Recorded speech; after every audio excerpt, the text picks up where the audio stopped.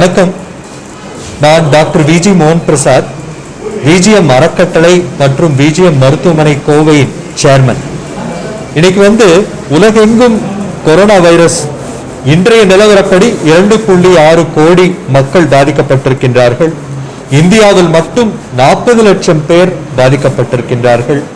தமிழ்நாட்டில் கிட்டத்தட்ட 4.46 லட்சம் மக்கள் பாதிக்கப்பட்டிருந்தார்கள். மே மாதத்துல பாத்தீங்கன்னா 50,000 பேர் தான் தமிழ்நாட்டில் பாதிக்கப்பட்டிருந்தாங்க. இன்னைக்கு ஆகஸ்ட் முடிஞ்சு செப்டம்பர் இப்போ 6ஆம் தேதி வரும்போது கிட்டத்தட்ட 4,46,000 பேர் பாதிக்கப்பட்டிருக்காங்க. அப்படின்னா 2 மாதங்கள்ல இந்த அளவு அது அதிகமாக இருக்கின்றது. லாக்டவுன் சிச்சுவேஷன் இருந்த காலகட்டத்திலே இந்த மாதிரி ஆயிருக்கு. அப்போ இன்னைக்கு லாக்டவுன் அரசாங்கம் எடுத்து விட்டது. இப்போ நாம பாத்தீங்கன்னா லைவ்ஸ் வெர்சஸ் லைவ்லிஹுட், இதைத்தான் நாம எந்த அரசாங்கமும் யோசிக்கும். மனிதனுடைய உயிர் வாழ்க்கை முக்கியமா அல்லது அவர்களுடைய தொழில் வாழ்க்கை முக்கியமா? இன்னைக்கு இந்திய பொருளாதாரம் ரொம்ப கீழே போயிடுச்சு. எதனாலன்னா நம்ம லாக்டவுன் ஃபேஸ்ல இருந்துட்டோம் 6 மாச காலம். இனியும் நம்ம லாக்டவுன்ல இருக்க முடியாத நிலைமை. அதனால கவர்மெண்ட் ஒரு வழி இல்லாம இப்போ ஓபன் பண்ணியிருக்காங்க. இவங்க வழி இல்லாம ஓபன் பண்ணியிருக்காங்கிறத வச்சுட்டு நாம மிஸ்யூஸ் பண்ணக்கூடாது. இன்னைக்கு ஒவ்வொரு இந்திய குடிமகனும் தன்னுடைய ரெஸ்பான்சிபிலிட்டி, தன்னுடைய பொறுப்புணர்வு மிகுதியாக காட்ட வேண்டிய காலகட்டத்தில் நாம் வாழ்ந்து கொண்டிருக்கின்றோம் என்பதை யாரும் மறந்துவிடக்கூடாது. ஏனென்றால் இந்திய மருத்துவ ஆய்வுக் கழகம் என்ன சொல்லியிருக்காங்கன்னா, கொரோனா வைரஸ் இருப்பவர்கள்ல கிட்டத்தட்ட 68 பேருக்கு எந்தவித அறிகுறிகளும் இருப்பதில்லை. எந்த அறிகுறியும் இருக்காது. பார்க்கறதுக்கு நல்லா இருப்போம். நாம காய்ச்சல் இருக்காது, சளி இருக்காது, தும்மல் இருக்காது, தொண்டை வலி இருக்காது, ஒன்றும் இருக்காது, நல்லா இருப்போம். ஆனா நமக்கு கொரோனா இருக்கிறதுக்கு வாய்ப்பு இருக்கு. அப்போ நாம யாரு கூடயாவது பழகணும்னா நம்ம வீட்டுல இருந்தா 50% மேல அவங்களுக்கு மற்ற உறுப்பினர்களுக்கு வரத்துக்கு வாய்ப்பு இருக்கு.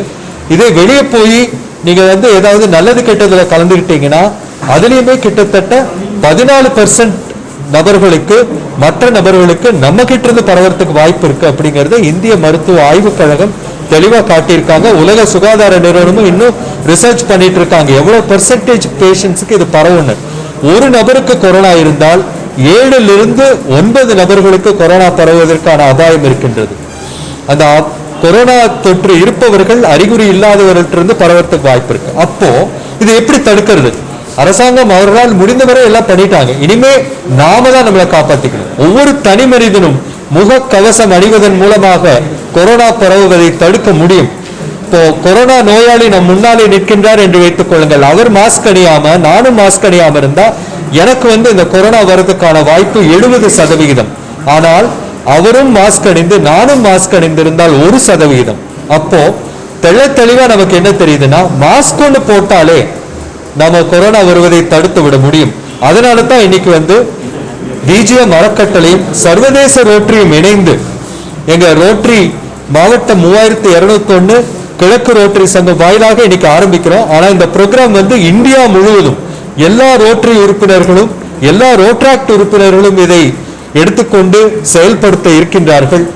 ஒவ்வொருவரும் அவர்களுடன் சேர்ந்த 100 பேர்களுக்கு, தெரிந்த 100 நபர்களுக்கு இந்த மெசேஜ் அனுப்பணும்.